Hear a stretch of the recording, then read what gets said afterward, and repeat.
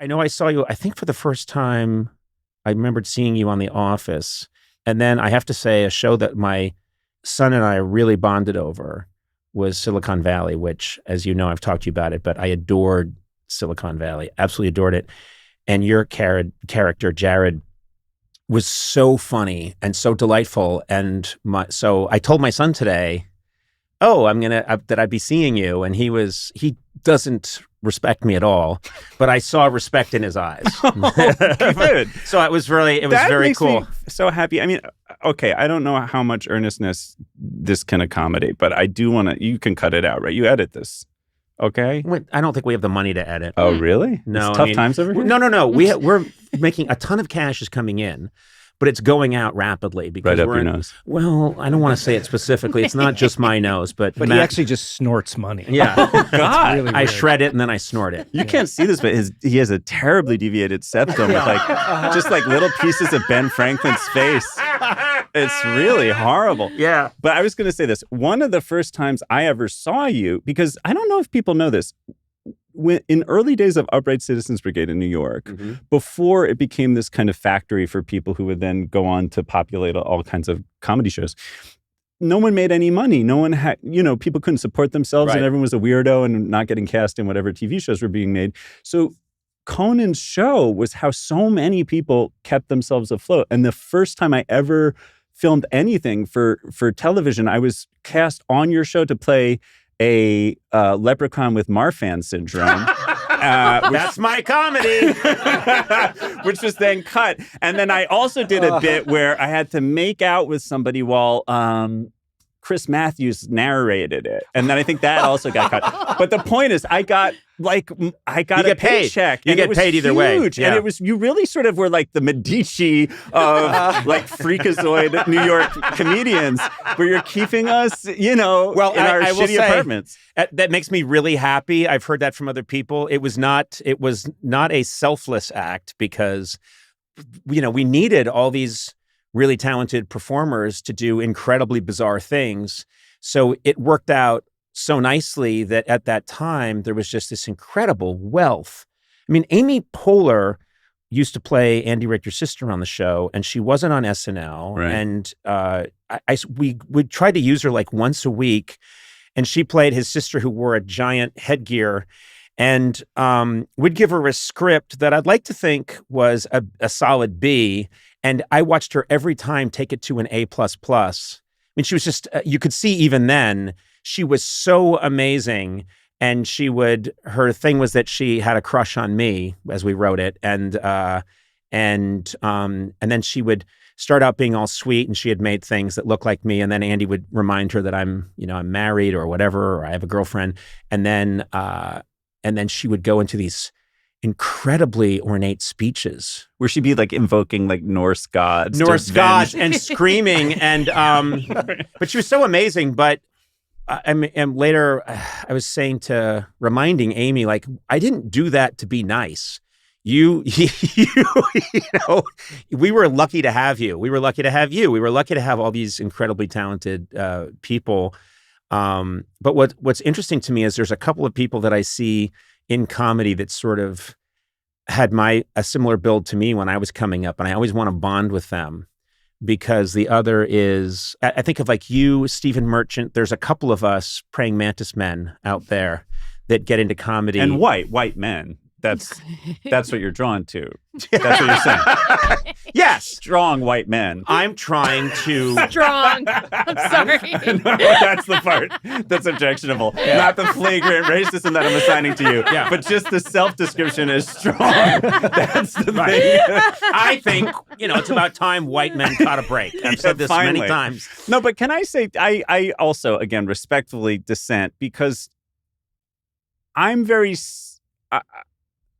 you have been supportive of me in ways that it's not like we're hanging out, going fishing on the weekends. Like, you've just extended your platform, your support, your praise in a way that is completely benefitless. I made a short film that you promoted that was how it got any audience at all. You've been you brought me on your show before anyone wanted me on any talk shows. Mhm. And I don't think this is unique to me. I think you're someone who has a real kind of comedy Robin Hood vibe in this way. Oh, that's nice. Yeah.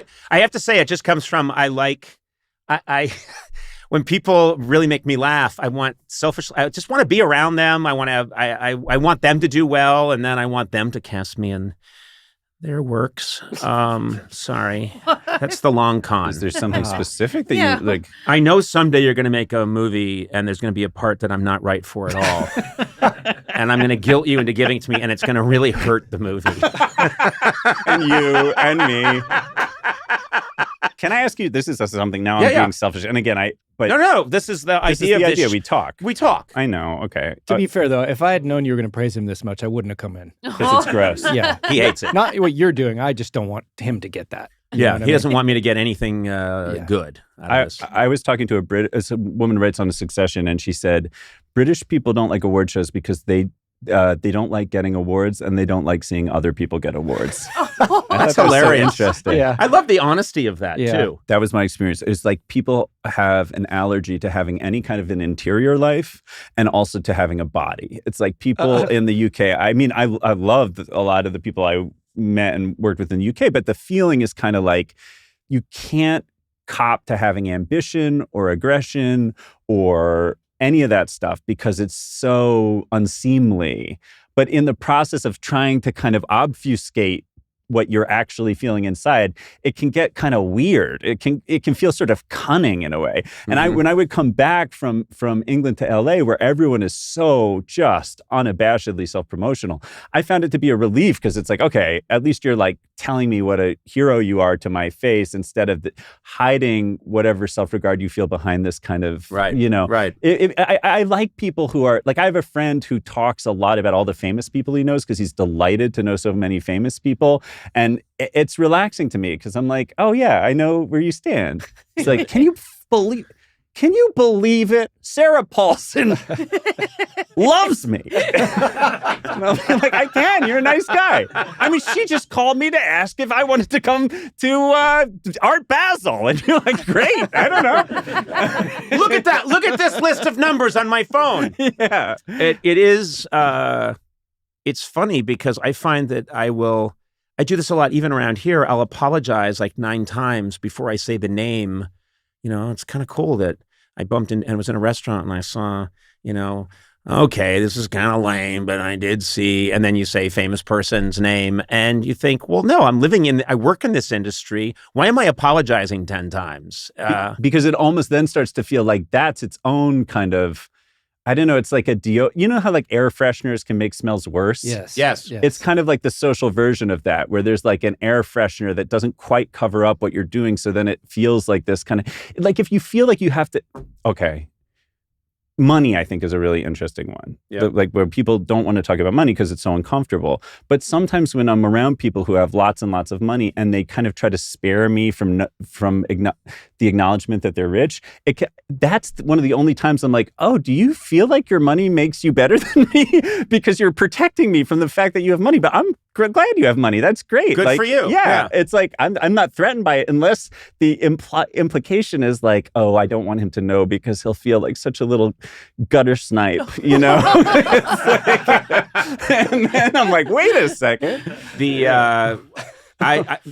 I think one of my things that I've been doing for a while, well, you've experienced this, Sona, is I go way the other way as a bit. And so Sona, I remembered when she got, you moved in, it was with you and Carrie. Me and Carrie got an apartment. Like a small apartment it was very nice in Santa Monica, but a small apartment that my assistant and someone else who worked on the show, a producer on the show, got.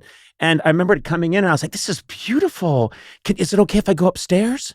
And and someone was like, Conan, there's no upstairs. And I would act like, oh, come on. Seriously. Yeah. But anyway, at least let me see this. At least let me see the screening room. And she'd be like, "You're a dick." And I'd say, "I just want to check it out." Where's the gym? Where's your gym? Where do you work out? I just want to see the gym for a second. And she'd be like, "All right, fuck you." And then I'd say like, "Okay, if you don't want me to see it, is it okay if I just go and check out the indoor pool?" And But it was the only. And it's when sometimes you'll like get your wallet and you'll just sneeze and all this cash That's will the fall hardest. out. The hardest I've ever seen. Adam Sachs, who's in the room with us right now, and Adam Sachs is a very genteel fellow, and I was once he didn't know you didn't know me that long, Adam. No. Adam hadn't known me that long, and what I had done is I was talking to him and I was preparing, but he didn't know. But I was just saying, like, look, I don't know. I just feel like I'm anyone else here. And I don't really feel like I'm any different than I was in high school. I went to a public high school. My parents didn't have, much money. And we just grew up in a middle class house. And I just think I haven't changed. And then I sneezed very convincingly and loudly. And what I had done is I had a money clip filled with money. And I had rolled it up and hid it in my hand. I went, Kah! And this giant wad of money came out my nose and shot onto the floor. And I was like, oh, damn it. Like, every time I sneeze, a lot of money comes out. And Adam covered his... What will you say? Oh, my God.